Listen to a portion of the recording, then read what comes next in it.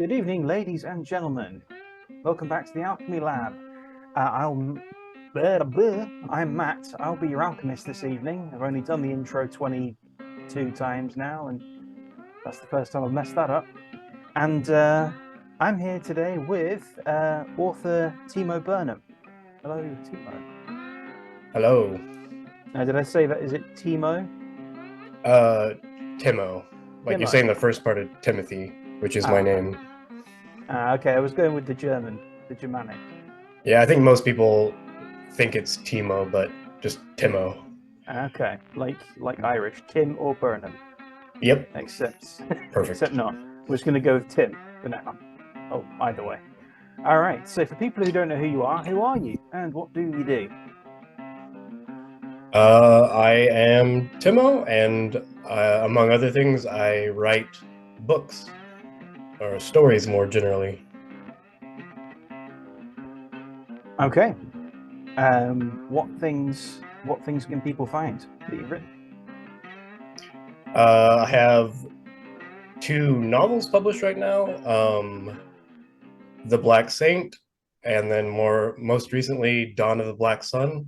They are not the same series; they're two separate worlds, and so despite them both having the word black in the title, that was just an accident, a happy little accident. So, all right. Well, there we go. Okay, so there we are. We have Dawn of the Black Sun. Just a little bigger. All right. So Dawn of the Black Sun up at the top there. So I think this is in publishing order. So Dawn of the Black Sun is part of a series. Then we have the Black Saint.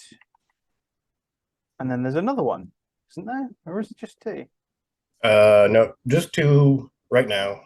Ah. Working on the sequel to Dawn of the Black Sun, but it's not done yet. Okay. Right.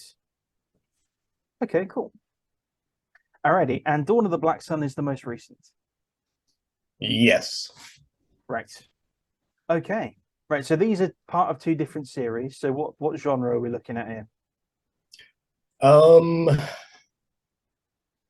I think they're both pretty similar, which is like a fast-paced action adventure type of story, both set in like fantasy worlds. I'd say the Black Saint, its fantasy world is a lot more familiar if you read fantasy, so it's more of like something closer to like traditional medieval um, fantasy type of world, whereas Dawn of the Black Sun is more, well, it's very like Asian inspired, from different cultures like Japan, Korea, China, kind of all taking from all of those. So um, I'd say it's a bit more of a fantastical feeling to it, but generally they both, I think, are in the same genre. Hmm. Hmm. Okay. Right. And the Black Saint is a standalone. Yeah, as of now, it's a standalone. Potentially, I might write more. I don't want to promise anything though, and then not do it. So I don't want to. That's why I'm not saying that there's going to be more for sure. Okay. Right. How many are planned in the series? The Dawn of the Black Sun series. Yep. Um,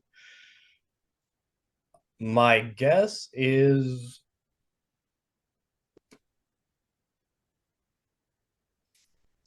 probably either 4 or 5 books. I'm not 100% sure Okay. right now. I'll probably have a much better idea once I'm into writing book 3, if it's going to be 4, if it's going to be 5. Okay. Yeah, I think for me, because I also have a book series recently completed, the Four Guardians. The thing that I didn't realize it was going to be 4 books until I was writing the second one. And then I realized, no, this is bigger than 3. It needs to be 4. And sometimes it just goes like that. It was just planned to be a trilogy, and then ended up being things ended up needing expansion, so it ended up being 4. All right. So what would you say? So okay, so what's the pitch for I guess both? Which well, we'll put it this way actually, before we get into that. What would you recommend people read first? Um,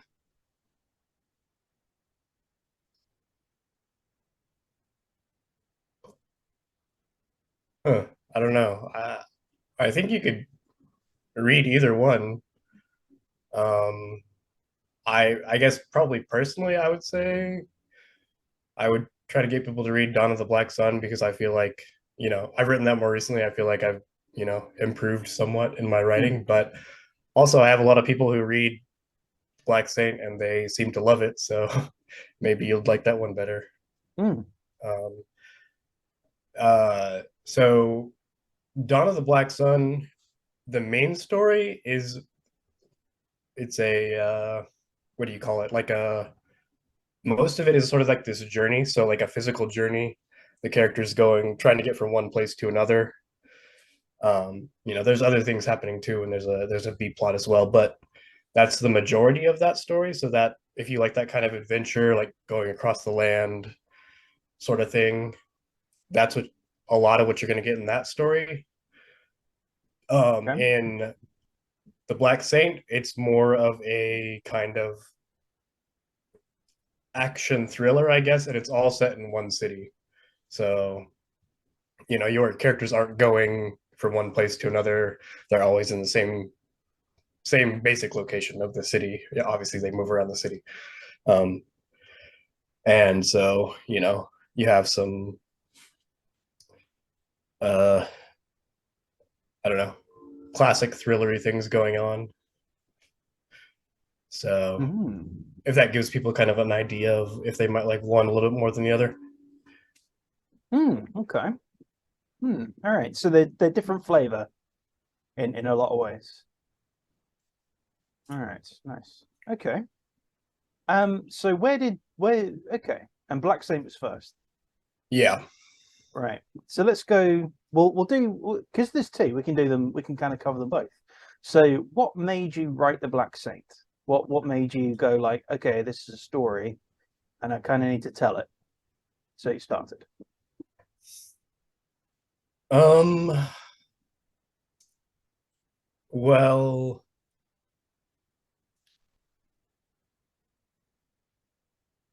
I guess going a little bit further back than that, the reason that I started trying to write at all was because I was,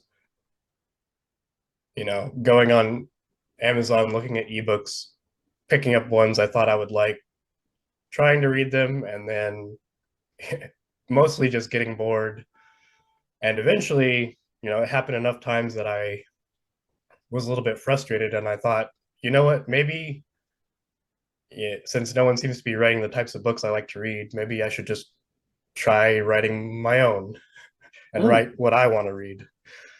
Um, and I did, and I wrote, I think, six mostly full novel length stories. None of those six I have ever shown to anyone because they're not good. okay. Um, I mean, I could probably, go back and work on them, but I don't know if it's necessarily worth it. Um, but yeah, so I did that, and then I think the Black Saint was the seventh that I tried, Mm, and I think I basically gave myself like the requirement of when I started writing it, I was like, okay, at some point, if you want to actually, put a novel out there, like it's not going to be perfect. You're going to have to, decide um, to do it rather than, writing it and then being like, oh, it has these problems. So I should just go and write another one and get better. And so I said, okay, this novel, like, regardless, I'm going to write it, I'm going to edit it, do all the things, and I'm going to actually publish it. And so I did, and it is here now. So that mm. was that was how that went. I guess to talk a little bit about uh, the specific inspirations, I think the starting one was, I mean, I like superheroes. Um, I also like fantasy, and I like the idea of fantasy books that kind of mix in other genres. So, rather than just having, there's nothing wrong with like just a normal, straightforward fantasy adventure. That's fine. But I kind of like the idea of taking like, you have a fantasy world, but then you're telling like I don't know, a murder mystery in the fantasy world, or you have a fantasy world, but you're telling a superhero story in my case, Mm-hmm. or a superhero origin story is specifically what the Black Saint is. Mm. Um, and so that idea I think was really, really interesting to me, and that was the starting point. And from there, I kind of expanded it out. A big inspiration once I started was I don't know if you've seen the Daredevil Netflix show. I have not. No. Uh, um, so season one I think is really good. Season two I think is also good, maybe slightly not as good, and then season three was not quite as good as the other two. But season one I really liked, and I thought they did a really good job. In all aspects, the writing, the action, the acting, Mm. and it was a very like, so I guess it's a superhero story, but um it feels very, very down to earth, very grounded. Like it's not, Superman flying around at the speed of sound, Mm. um, shooting people with heat vision. He doesn't shoot people, shooting bad guys. Um, and so I was like, I really like this sort of very, very low, like street level, back alley sort of superhero story. And that I wanted to put that in a fantasy world.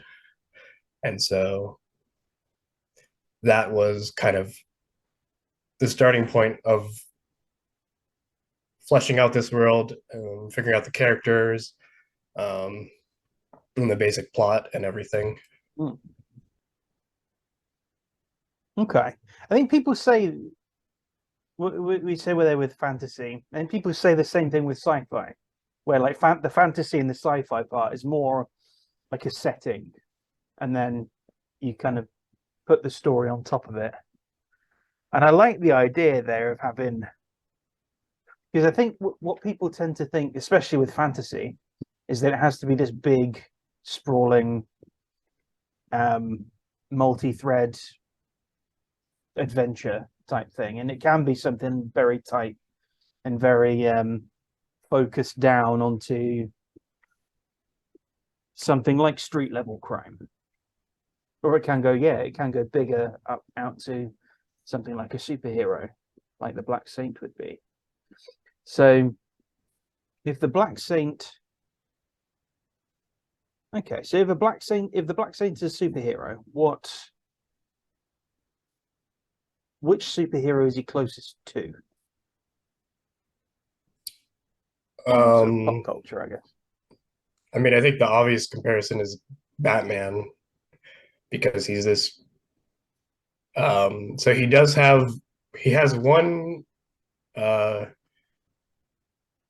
superhuman ability that you'll find out when you read the book, but it isn't something that makes him like, it's not super strength or super speed or anything like that. It's a basically it's an extra sense that he has. Um, and when you read the book, you'll see exactly what I'm talking about. Mm-hmm. Um, and so yeah, probably closest to Batman in uh, I mean, probably not the character's personality, but like his sort of behavior as a vigilante. Mm. Aesthetic, maybe as well. As what? Yeah, the aesthetic as well, maybe. Yeah, yeah, very much sort of a medieval Batman type of aesthetic, I guess. Hmm. Hmm. Right. Okay. Hmm. Right. So let's go on to onto the other book. So um, what's going on there with Dawn of the Black Sun? Um, yeah, so this one is, let's see, what was my first?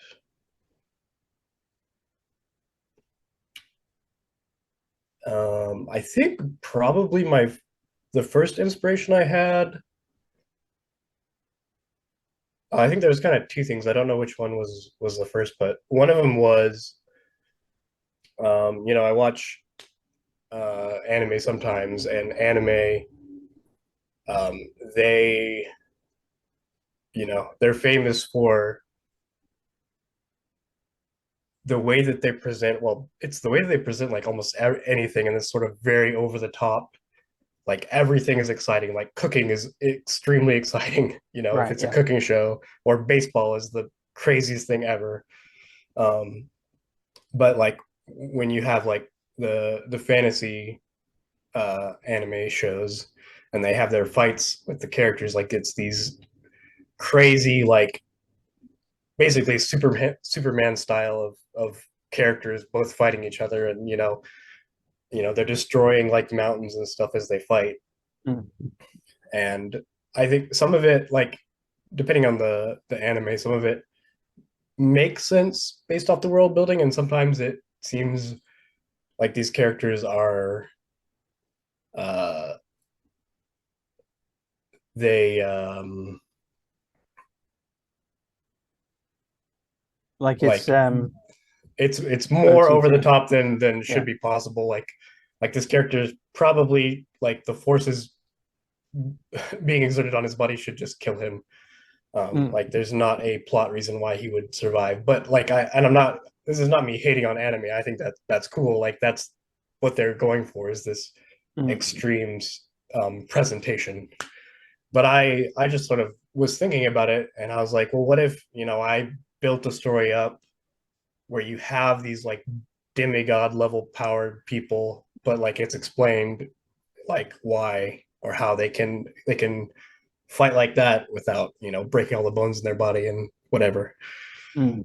um and so that was, I think, one of my starting inspirations. The other was, I was reading, I don't know if you're familiar with Will White's Cradle series.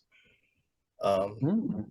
he's a indie author, very very very successful indie author. um Mm. and he's got, I think it's 12 books. I think he just finished the series. Okay. All very short, very fast-paced books. Asian inspired. There's more going on, but I won't spoil that. You find out in the first book if you guys are interested in reading that. But Mm. um, and it's a progression fantasy series, meaning that like the focus is very much on the characters getting stronger and stronger, like very similar to a video game. If you're not familiar with what like progression fantasy is like. And so people generally read that not so much for really great characters as they do for watching the character, either literally level up or sort of a little bit less literally get stronger, depending on Mm. the specific, author style. And I liked it in some ways. Like I do enjoy that kind of story of like the characters getting stronger, and they're getting better at the magic, or they're becoming a more competent fighter, whatever it is. But i kind of I kind of wish that he had added, or that he had a bit more depth to the characters. um Mm. and this is Okay. my opinion. Like I'm sure lots of people like the characters, so but for me, I was like, I wish he kept what he had, but maybe added a bit more into these characters. And so then I was like, well, what if I try to do kind of my own progression fantasy, but I kind of, you know, did a bit less of the sort of video game style, of like Mm. magic, where it's all about, training, and we're learning the next technique, and we're getting to the next level. Um, Having just a little bit less of that, and maybe a little bit more focus on characters and the characters' character arc, and their sort of who they are as people and stuff. And so that, and then what I just talked about kind of with the anime fights, that was the two, I think, starting inspirations for this series. Mm. um and then, as I was kind of plotting out the series, and then as I was writing like the first draft of Dawn of the Black Sun, it kind of morphed a little bit more into like an epic fantasy story, in the sense of more character POVs, um, something spanning across like the whole continent, a bigger sort of overarching conflict that it's building up to, kind of thing. Mm. Um, Although I think that my style will always be very much a fast-paced, shorter type of story. Mm. It's really just kind of taking some elements from epic fantasy, but not necessarily like the really long length. Mm. It's funny, like the again, kind of similar with the Four Guardians. It started out a lot more. It was going to just be kind of sword and sorcery. Um, like it was quite simple in a way. Like it was like these four people and they have to get to a tower, and then they'll find out there what's going on, basically. And it was quite it's a similar thing of like quite fast paced, um, with plenty of action in it, and also plenty of kind of character drama. Because that for the first half about the Ashes is mainly it's sort of introspective a little bit at first, and then it's a chase pretty much for the first half, and the pace kind of ramps up and up and up, and the threat ramps up, and then once there's the expansion of the world, then then more perspectives kind of started coming into it, and and the moment you do that, the plot, your original idea of the plot, can kind of go to the wayside, where it's a bit like it's not so simple now that I'm in this other person's head and sympathizing with this other person a little bit more. It's it can really put your kind of good and evil story in some jeopardy. Although with the Four Guardians, it was a bit more. There was sort of clear evil and clear kind of misguided evil, um, in there as well, which helped there be that kind of boundary. But it's interesting that because I value there are people that don't think, and in some ways they're right, but in some ways they're not right, that novels and kind of the medium of a novel doesn't lend itself particularly well to action. And I can see in concept the kind of argument there. Although novels kind of lend themselves to everything in a way. At least that's my opinion. Like you can write about anything. Um, but how have you approached action and that kind of? I mean, the action you're talking about is quite bombastic. Um, so how did you approach writing that action in a novel format? um well, I think I kind of have two, I guess you call them, guiding principles with action that I try to follow Hmm. regardless of like the book. And I think those two things are, one is I try to um, give the characters like emotional and physical sort of feelings while the action is happening, whatever character's perspective I'm from, um, and do that to help you know connect the reader to the character, Mm, really make them feel like this character is really experiencing this. They're really fighting for their life. They're really experiencing the force of their sword hitting another person's shield or something, yeah, stuff like that. um I'd and agree then with that.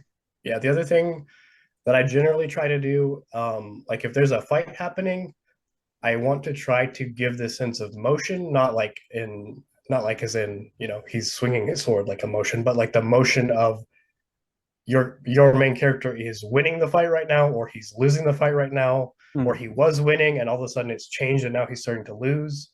Like that sort of sense of motion, I think helps a lot keeping readers mm, interested, because it is not you're not visually getting to see cool choreography like you are in a TV show or movie. mm. Like You're the reading tug it of war yeah, between, yeah. yeah, because if you're just describing the actual choreography, like that can be interesting, and I think it's interesting if the reader is already very invested in the characters.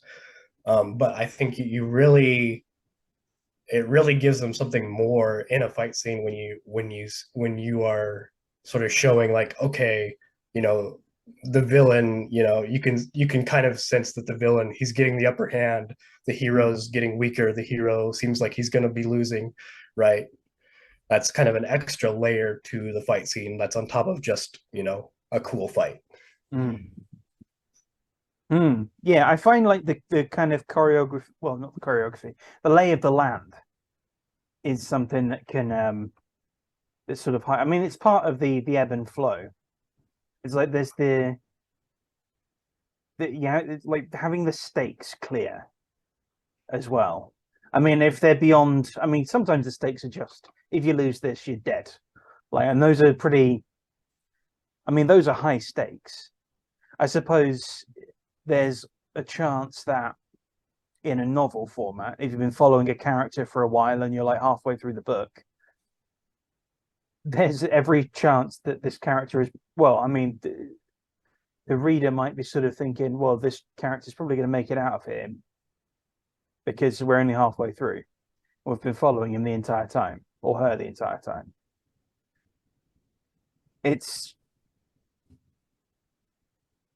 I suppose, like the sort of suspension of disbelief. It's nice when you have like a party of characters. I think where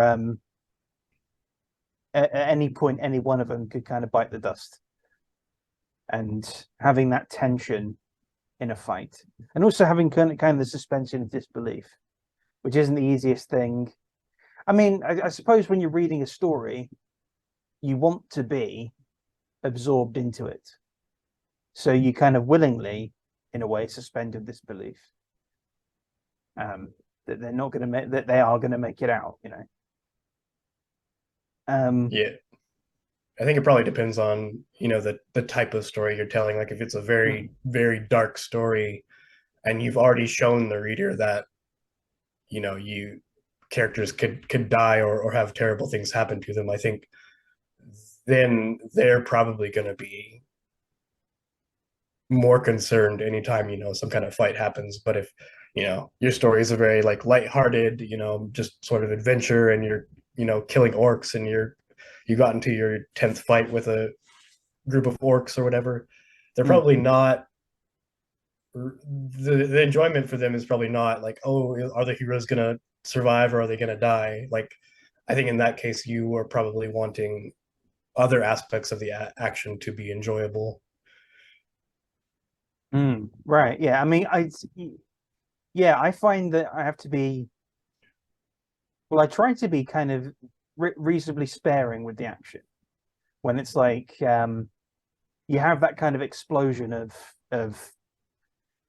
of battle, I guess, and then you kind of the kind of tension comes down, and you have to build it back up again before you engage in the fight again. The other thing as well is when it comes to your villains, like who you're fighting against, um, there's the obvious kind of worry that if your heroes beat the villains too often in quick succession, then the tension just disappears because you know they're going to make it out. Yeah, yeah. I think that's why it can be really useful to have I don't know what you call them, like uh, villain lieutenants, I guess. You Mm, have the guys that are like a level down from the main bad guy, and so they can sort of provide like the actual physical conflict with the heroes without you having to have your main bad guy fight, 5 different times against your heroes. Um, of course, you can also have, I think, one general good way to structure stories is at some point early on in your story, you have the characters encounter the villain, have it go horribly wrong for the heroes, so mm, that the reader is then like, oh, this guy is a gigantic threat. I should be very worried about him. And then in whatever way you do it, you have there be some separation for the rest of the story until the end or until the next book or whatever it is you're doing, and then mm-hmm, you can sort of have that second or the next clash between hero and villain. mm. Now I'm just having a quick look at the sort of the kind of Amazon sort of blurby thing that they have for the two books here, and I'm looking at so they both have this element of training to them. Just looking at Dawn of the Black Sun, the big thing here of martial arts. Quite. So in term okay.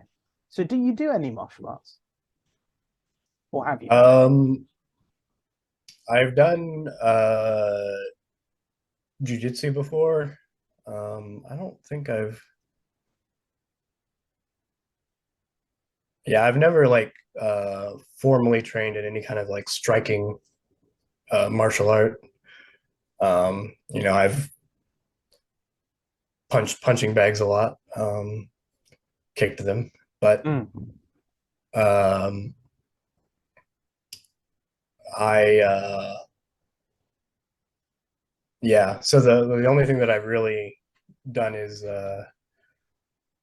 jujitsu, which is a grappling martial art. Yeah. I don't know if you're familiar. Yeah. Okay, so yeah, I I'm yeah. So I've never done any striking, but I'm very familiar with most like taekwondo and karate techniques. A Mm. lot of their kicks, especially a lot of their much fancier kicks, Yeah. like the ones that require you to jump and spin like twice and kick and stuff like that. Mm. And in fact, I know I can do some pretty complicated acrobatics. Mm. Um, So I asked because I was just wondering where that sort of thing, the sort of master and teacher and that martial arts aspect, where that kind of came from the in Dawn of the Black Sun. Yeah, are you talking about the? Are you asking about like the type of mentor student relationship? Or are you asking about like Well, the martial? I'll get onto that in a minute, but the mainly the martial art influence. I think that just kind of came naturally with when I had my initial inspiration, and I like, I mean, the sort of European fantasy worlds. That's fine, but I've read a lot of books that Mm. have that setting, and so I kind of like the idea of a more Eastern uh, type of world. And then I'd also already been thinking, a lot about anime and mangas that would be similar, and they most of them have that Eastern type of setting as well, and they have a lot of them that sort of martial arts aspect to them. And so I think just kind of naturally that was the direction I went. And um I with my action, it would probably depend a little bit on the specific book, but I don't try to write my action as realistically as like an actual fight would go. I lean a little bit, like I kind of see myself as like the novel equivalent of like a stunt choreographer in a movie, right? Stunt choreographer, he's trying to make the fight look as cool as possible for the movie. And that's kind of what I try to do, unless I'm specifically writing some like very, very realistic story. But so far I haven't done that. So far my books have been much more about, I want to present, the cool world and the really cool, fun fights that feel awesome, right? Like the my sort of viewing experience is less anime and manga, but you made it immediately made me think of Crouching Tiger, something like that, Yeah, where I people think are if you using their haven't, kind of energy, like their chi, and they're like running along treetops and things like yeah, that. I think if you haven't watched anime, then like Crouching Tiger, Hidden Dragon is a good um reference point for kind of what I'm trying to do in the story, to have these characters who are like fighting,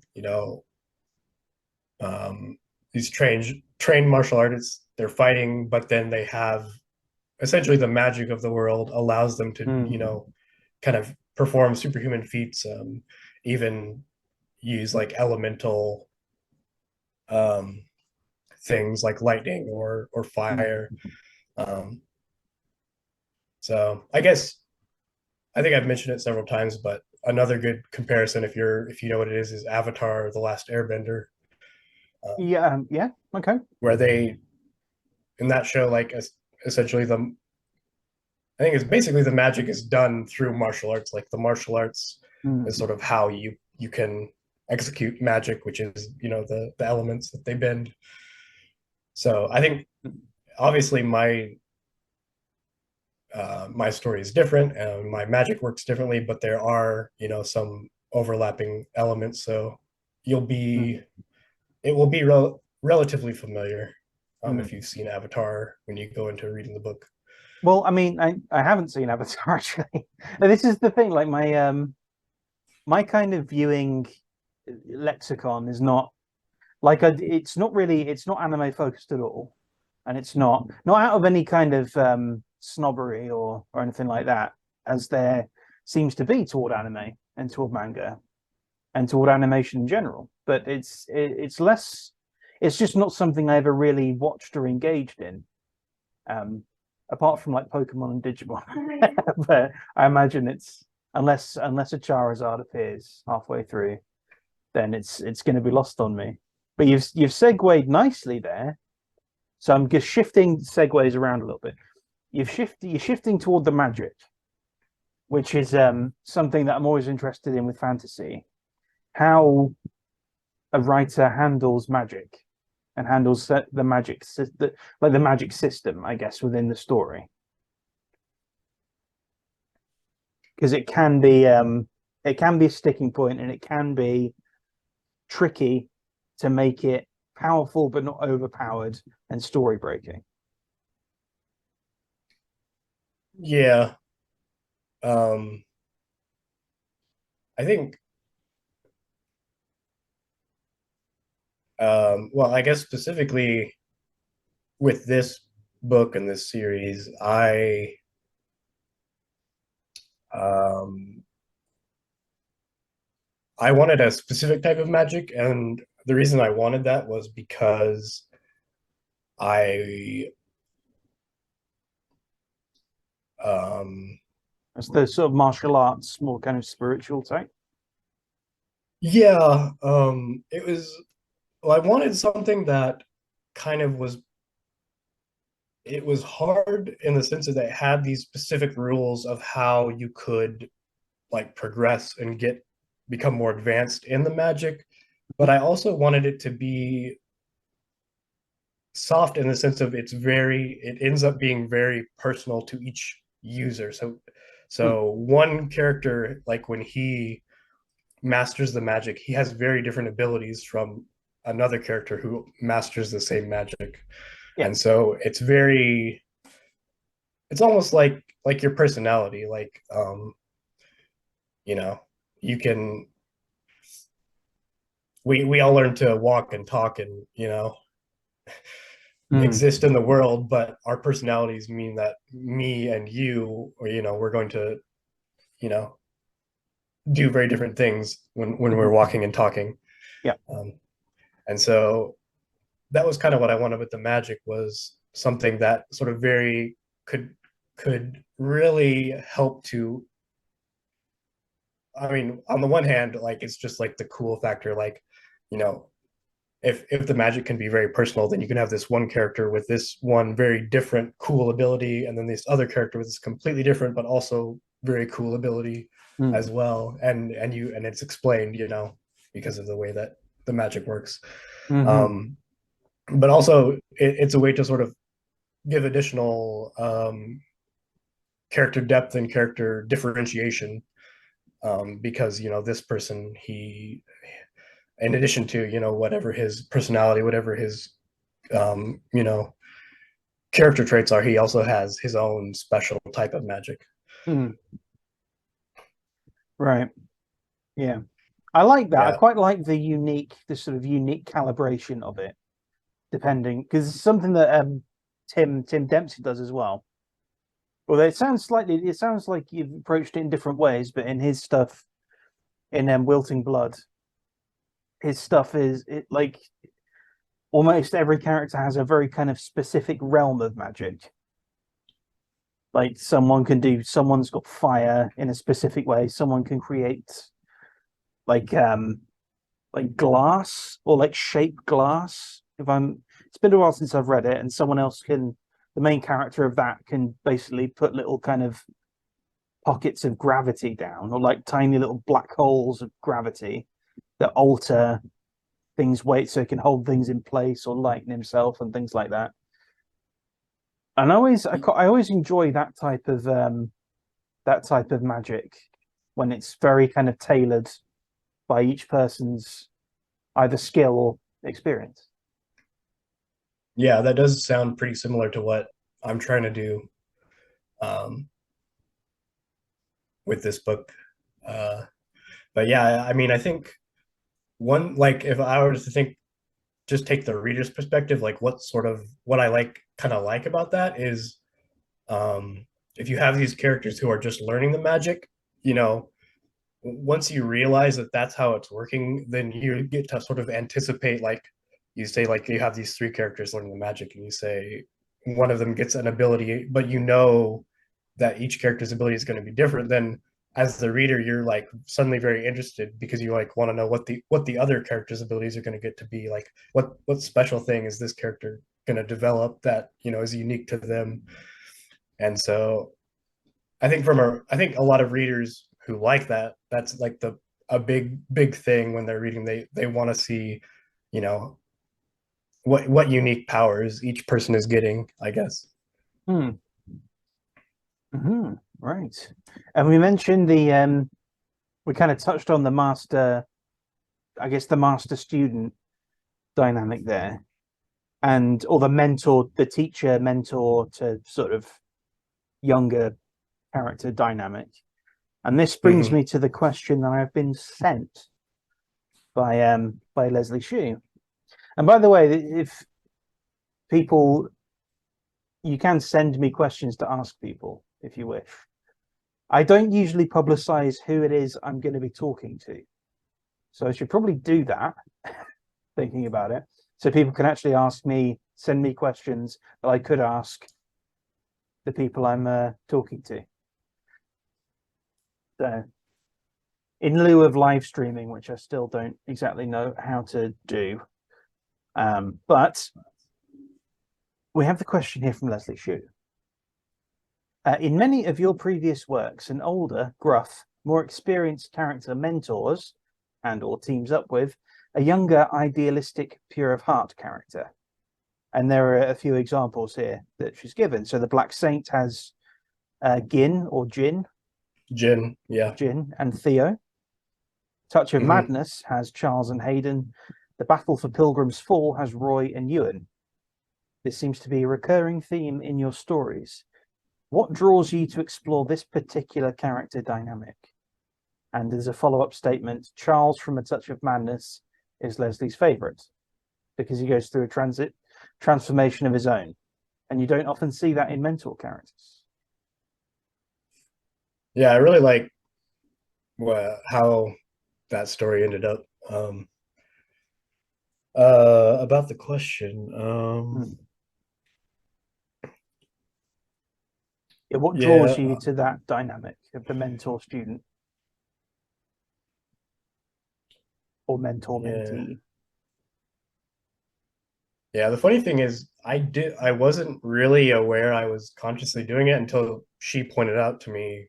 I don't remember when, but she pointed out that I do this a lot with my characters. Is I have this kind of dynamic.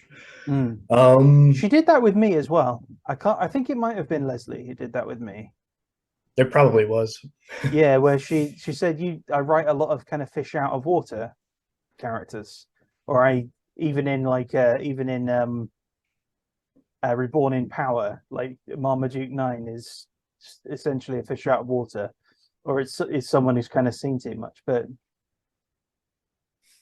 Yeah, I mean, I think the boring answer is that you write about the stuff you find interesting. So mm, I guess that sort of um, that type of character pairing of the old experienced or older experienced, maybe world weary mm, character is sort of helping the younger character to learn whatever it is that they need to be learning. I mean, I think I'm just interested in um, specifically sort of the transition for a young man from boy to mm, man, and sort of kind of what has to take place. Um, and I think um, and maybe I think I'm probably partially interested in it because in our modern world we don't have like initiation rituals. We don't have sort mm, of things, actual like specific things that you should have accomplished, in order to be considered a man. mm, Um, and so I don't know. I guess exploring because I think that the mentor, that's a big part of it.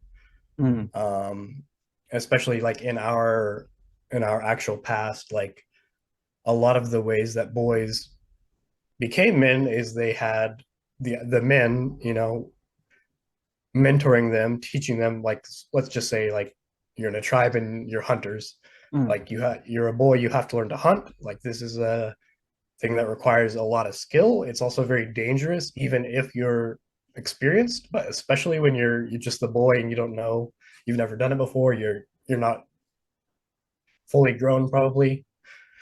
um and so you have the mentors, you need the mentors basically to mm, teach you, to show you, to know like how much to let you do without, like, you know endangering yourself to the point of being killed or something. mm, Although, that sort of thing would happen as well sometimes. But um yeah, I think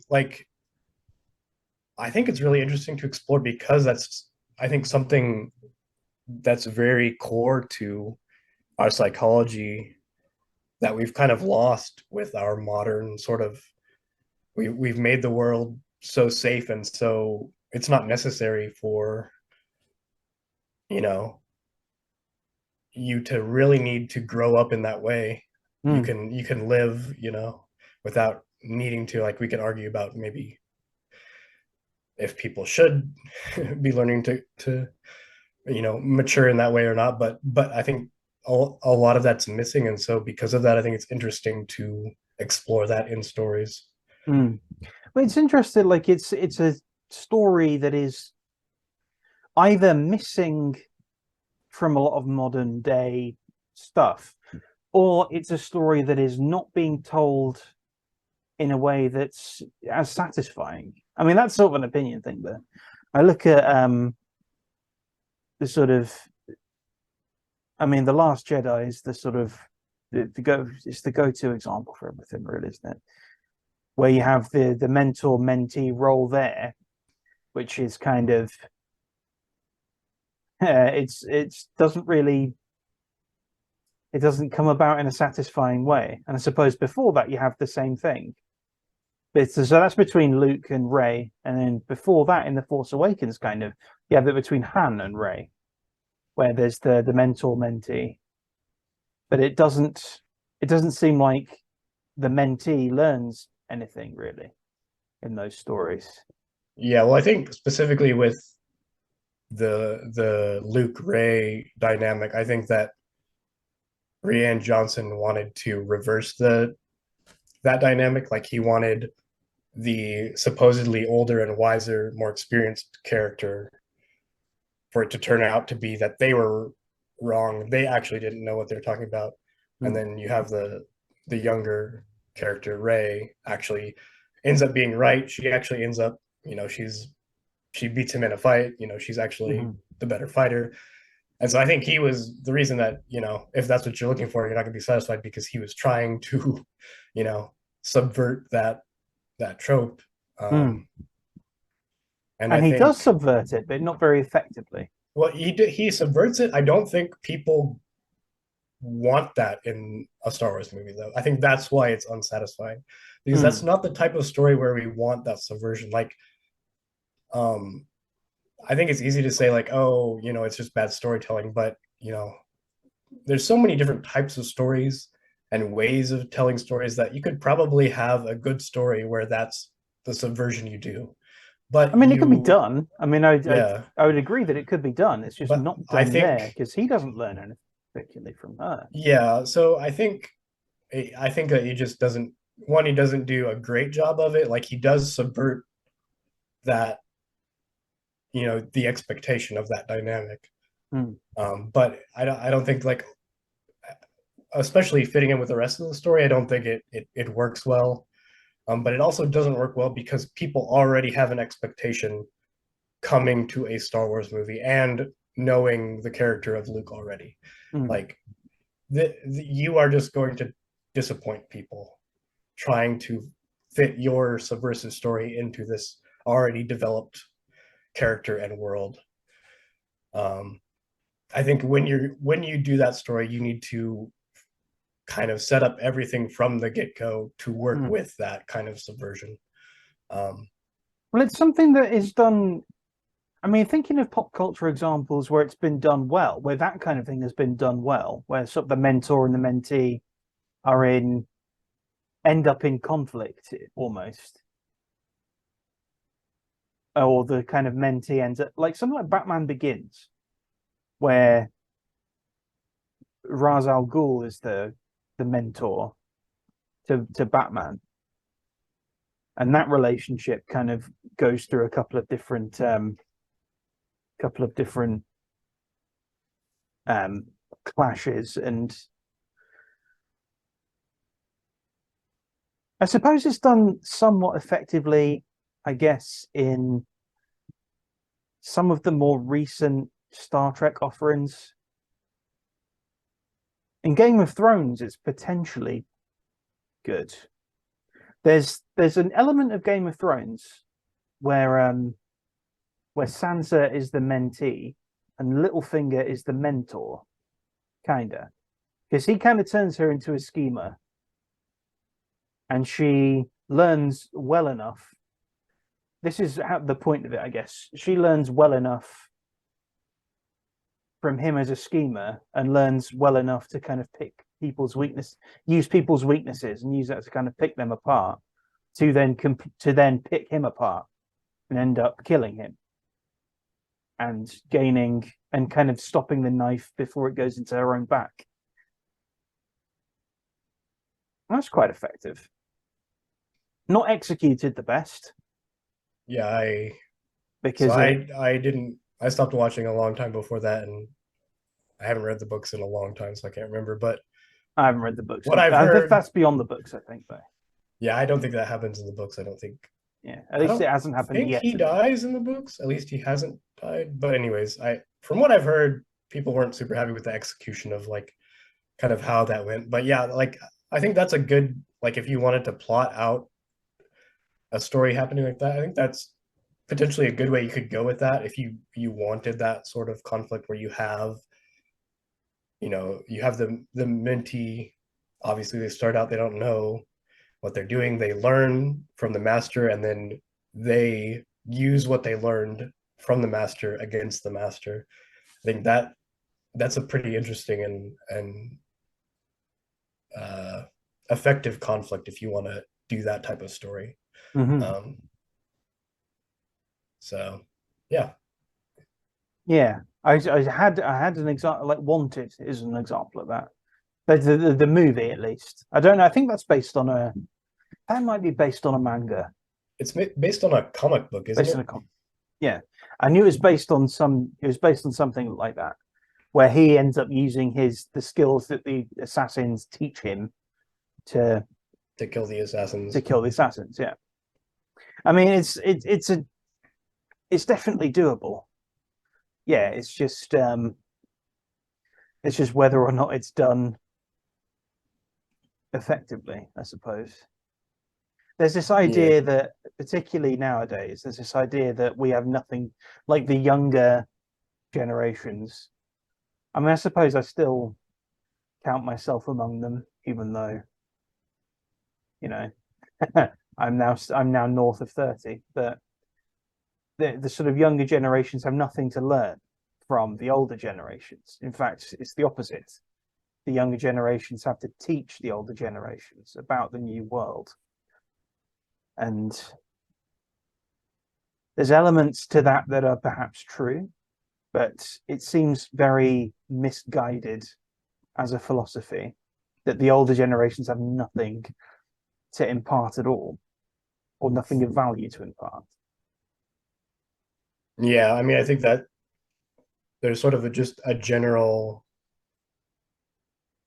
idea that the present is always like we're moving in a direction, and that direction is progress. So essentially, as long as time keeps passing, everything is getting better, right? So we are just better people, we are more moral, we are smarter, we see things more clearly than our parents or grandparents or their grandparents.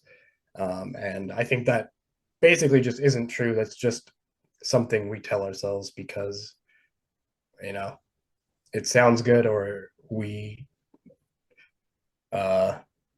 makes us feel like we are whatever we do, what we're doing is good, because we are we're more enlightened. And so whatever we're doing now, like we have the right idea, we have the right opinions, like on everything, we've got it figured out. And yeah, I mean, I think you see it a little bit with books where people don't want to read, I mean, even something from like 1980, like fantasy from 1980, like, oh, it's it's just an old book, like it's not going to be good, like it's 30 years old. And that's not true at all. Like there's really good books, like, I mean, even if you have very modern tastes, like I think there's still a lot of good older books that you would really enjoy and have really interesting ideas as well, like in like their fantasy worlds and their plots and everything, that people just don't know about because they sort of see old stuff as like, oh, it's old, it's boring, it's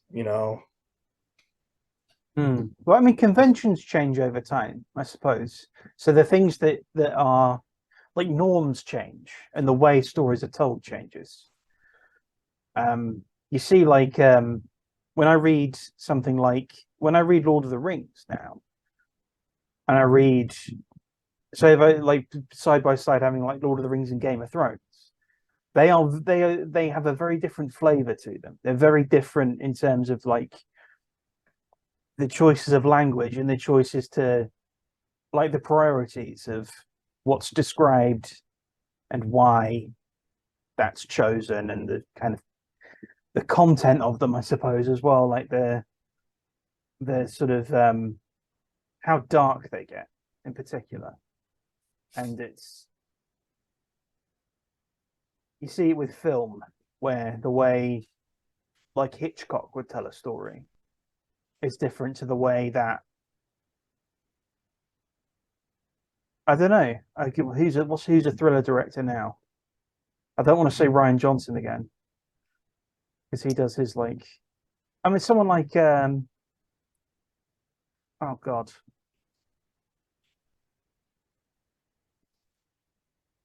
who's the guy who does who did like who's the guy who did the who did Get Out? Uh, Jordan Peele. Yes, Jordan Peele. The way he tells a story is different to the way that Hitchcock would tell a story. I prefer the way Hitchcock does it, but because just the way he builds suspense. Well, I guess like Fincher as well. Fincher, who kind of he also builds suspense in specific ways. But again, they prioritize different things, and they have different resources, I guess, at their disposal. Like a lot of like there's Hitchcock stuff when it's just in one room. Like I can't imagine really a director nowadays, or like a big director in terms of like a Hitchcock level director, deciding to make a movie that's just set in one room, and it's just kind of the tension builds along just inside that room, maybe because of what's happening outside of it or what's changing inside of it. I can't imagine, or who you're stuck in the room with. Like I don't know many directors that would kind of do that nowadays. Yeah, I mean, it's probably like they.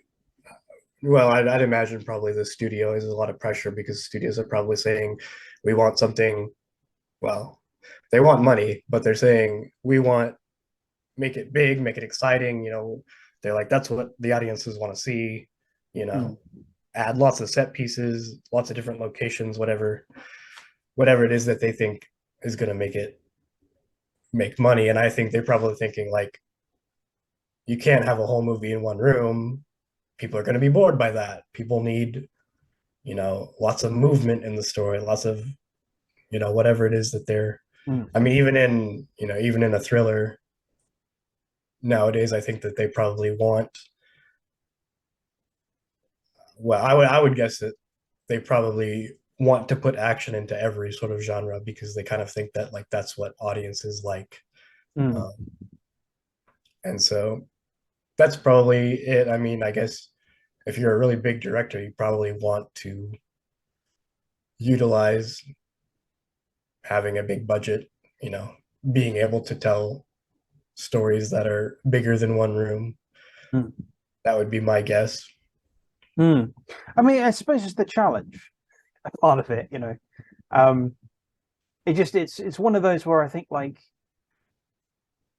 there won't be another Rear Window, or there won't be another Dial M for Murder that are just. I mean, I think they did kind of remake Rear Window, uh, ish with Disturbia with the is this a Shia LaBeouf movie? Yeah, I think he's in that. I don't know if I've actually seen the movie, but yeah, I think he's in that. It's not a bad movie. It's just not Rear Window. Like they just do not compare. Like the basic kind of plot outline, I guess, is similar-ish. But there's a lot more. There's a lot more of the getting out of the room and getting out of the house. I mean, in Rear Window, the guy can't leave the house, can't leave the room because he's broken his leg, and it's like in a massive cast, so he's kind of stuck where he is. But I don't know. It's the challenge. It's the challenge of it, I guess, is what I'm. Because you can set something in a room and have a story that moves, and you can set something in a room and have a story with action in it. It's just going to be very specific action, I suppose. Yeah, where you're really stripping out, you know, you're cutting out all the like little extra things that you could kind of use as a crutch, to make your story interesting when you do that. And it really, like, if you try, if someone does that type of story, it will really show people whether they are, I guess, in if it's a movie, like the directing, as well as the writing, plays a part. But you will really get to see, is this a good director? Is Mm. the writer actually a good writer? Because if they are, they can make a really good movie that's just in one room. But if they require, big CGI explosions to make people interested in their movie, and all of a sudden you can't have any explosions, then you're going to see, oh, actually they've been leaning on all the special effects to make it seem like they are good at making movies when really you know, they're not that good. When we get to see all that stripped away and they have to sort of rely purely on their ability to tell a good story, or to build suspense, or to have a really interesting character or characters. Mm. I think maybe like in the indie scene, there's examples of it probably. I'm sure Um, there probably are, like, there's lots of indie films that get made that we never see. So mm. anyway, with indie books, there's lots of Yeah, indie well, books yeah, that people haven't read. true, yeah, true, yeah. There's a litany of them. This guy who you mentioned, Will, was it Will White? Yeah, Will White. I was just as you were talking about him, I was having just a look at his author page, and it's just absolutely staggering. Because when you say like independent author, I'm like, oh, interesting. Let's have a look. And he's got like 14,000 reviews on that first book in the Candle Cradle. Cradle. That's it. Candle series. What am I talking about? Yeah, the Cradle series. It's got like 14,000 reviews on that first book. And Yeah. when I had uh, Andrew Piazza on, and it blew me away that he had like 300 on 300 or 400 on his stuff, and his stuff's really good. It's interesting to see that it's possible to kind of blow up in that way, even though it's something that's, I don't know, it's not something that's at the forefront of my mind necessarily. Although I wouldn't mind. You know what I mean? Yeah. I mean, I don't think there's anything wrong with wanting to be successful. True. The one thing I see that it doesn't bug me, but um, I do just wish authors would be more honest with themselves about, is I think a lot of authors want to be successful, but they pretend like they don't. Mm, And I think that part of it is because they sort of,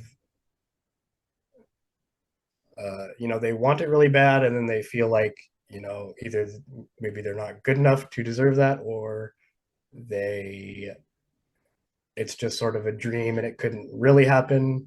mm, Whatever it is, I don't know exactly what the reason is, but I'll talk to authors, and they'll say, oh, well, I just want to write the stories that I really want to tell, and I'll be okay if no one reads it. And I mean, I'm sure there's definitely truth to that, but you look at them, and then they're sad when they publish their book and it doesn't get any sales, and it's like, well, yeah, because you put all this work into it because you do want readers, like, and there's Mm, nothing wrong with wanting that. That's fine.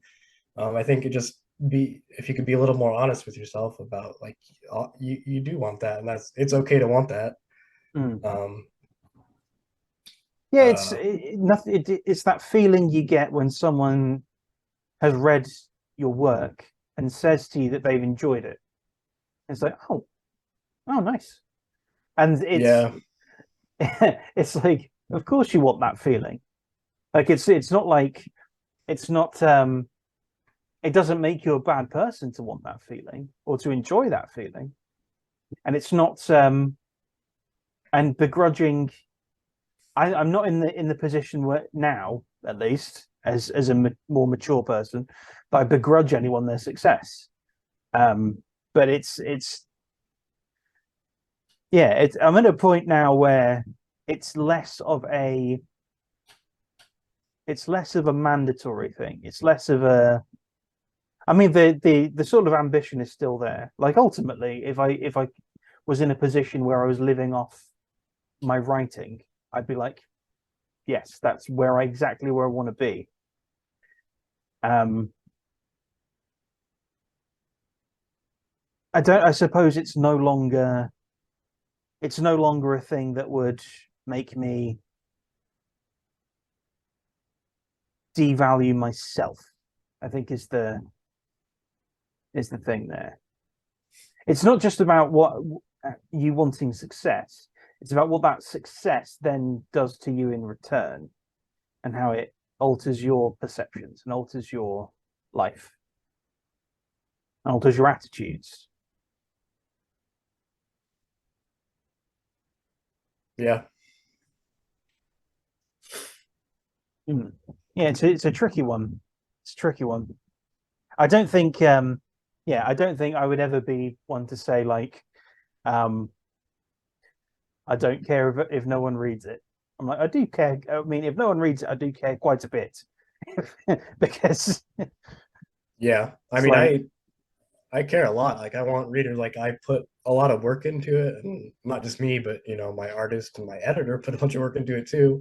mm, And I absolutely want people to read and hopefully enjoy. I mean, I can't force them to enjoy it, but I can't force them to read it either. But mm, I hope that they do read it, and I hope that they do enjoy it. That's the whole point of me doing this. I mean, it is stories I want to tell, but at the same time, it is also I want to produce something entertaining for other people to experience.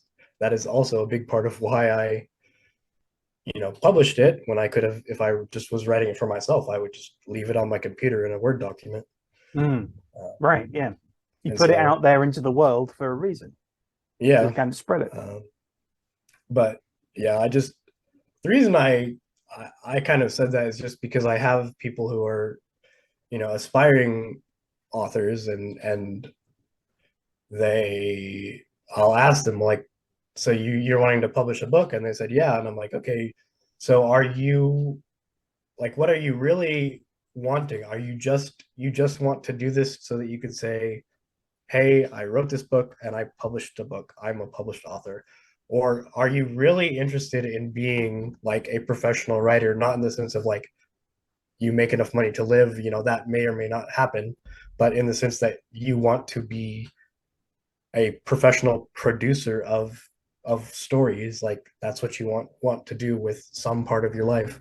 Mm, Because I think knowing that is really important, and it really helps you kind of as you go. Because you know, I mean, just statistically, most people who publish a book are not going to make very much money off of it. That's just mm. how anything works. Like, there's always going to be the few people who make most of the money, and then the vast majority who don't. Yep. And so, but if you know, going into it, hey, like I'm not actually, I really am not that interested. You know, obviously, no one's going to turn down lots of sales, but I'm really not that interested in making all this money off my writing. I just want to write this book and publish it. Mm, Um, then then you're not going to be really depressed when you write your book and you publish it and you only have 5 people read it.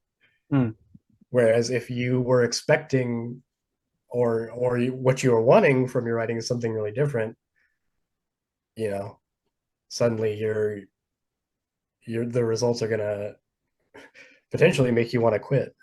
Mm. True. Yeah. Well. I think the other thing too is if you're interested in trying to make some kind of career out of writing and you're indie publishing, you are not just the writer, you are um, you are the publisher, you are the marketer, you are Yep. the business owner, right? Yep. So you are going to be doing multiple jobs, which is in addition to writing the books. And so that's Hmm. something else to think about. So I think that's a good reason for people to think about ahead of time what they really want when they're doing it, because Mm. it's a lot of work to write and publish a book. It's a big chunk of your life, and so I think it's really helpful to know what you're really wanting. Because if you start doing something, you spend a year doing something, and then you realize like, well, actually, all the stuff that I what I wanted, like it's going to require all this work, and I don't actually want to do this other work. Mm. Like suddenly you've wasted a year of your life when you could have kind of figured that out ahead of time. So Mm. I mean, yeah. Arguably. I mean, well, you have to love it. Like you have to have that passion there. I think in order to do it and keep doing it. Um, and you have to get used to the idea that they might not, they might not take off. Like this was something that I was told many years ago. I think it was one of the first. Like I went to university and studied creative writing, which set me up really well to be a barista. And one of the things, well, I mean, it set me up also quite well to write stuff, but professionally, it set me up well to be a barista. And one of the first things they said, I think it was probably in the first lecture, was there's a real good chance you're not going to make any money writing. And you look at it like, and you're like, okay, that's an interesting way to start off. So if you're going into this, you're going into it because you love it. You're going into it because it's something you want to, it's something you want to do, or you have a need to do. And also, there's the element, like you said, of you have to be able to do all these other things as well. And they're very different. I think part of the reason you don't see many indie authors kind of branching out and becoming that successful, at least to the degree of Will White or Andrew Piazza, is they seem like quite different skill sets. Like this, the skill set of writing a book is somewhat different to the skill set of marketing it and kind of going through all those motions. And it requires a lot of time to learn how to do it and learn how to do it effectively. And it requires kind of asking yourself difficult questions or getting people to ask you difficult questions about like pitching your book, for example, like pitching stuff. It's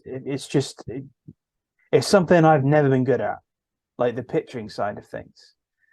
And yeah, I it's mean so the other thing that's there to think about is, I mean we I think as writers we don't like to think this is true, but I think this is definitely true, which is that you will have a much better chance of being successful in the sense of selling a lot of books if you cater towards popular markets in mm, some way. And that's part of the reason why I was talking about, asking people what they want before they start. Because if you really just have, like, you have a specific story and that is the story you want to tell, that is great. But mm, it is also possible that that is not going to be a super popular story, meaning that there's not going to be a huge readership that really wants to read it. mm, But if you are someone who wants to write like you like to tell stories, but you don't feel like you need to tell a specific story. Um, in that case, I think it's probably a really good idea to maybe kind of look at the landscape of books that the type of books people like reading, and Mm, say, well, you know, people like this genre.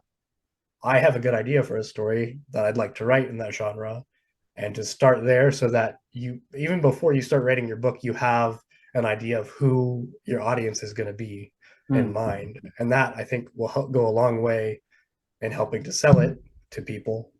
mm. My mic. I mean, Um, it could be, it's going to be an easier way. You're going to have an easier time pitching it as well. yeah, You'll yeah, and have they you'll have should, more for that kind examples of of thing, how to. you should kind of know, even as early as like when you're just outlining it, kind of what your pitch will be for the book. Mm, Uh, like what it is that's selling your book. That sort of thing I think is very helpful. Um, I think a lot of authors resist that because they have this kind of sense of like, it's about the art, I should mm, stay true to my vision. And I think you should, if that's something you really want to do, but I think you should know ahead of time which of those people you are.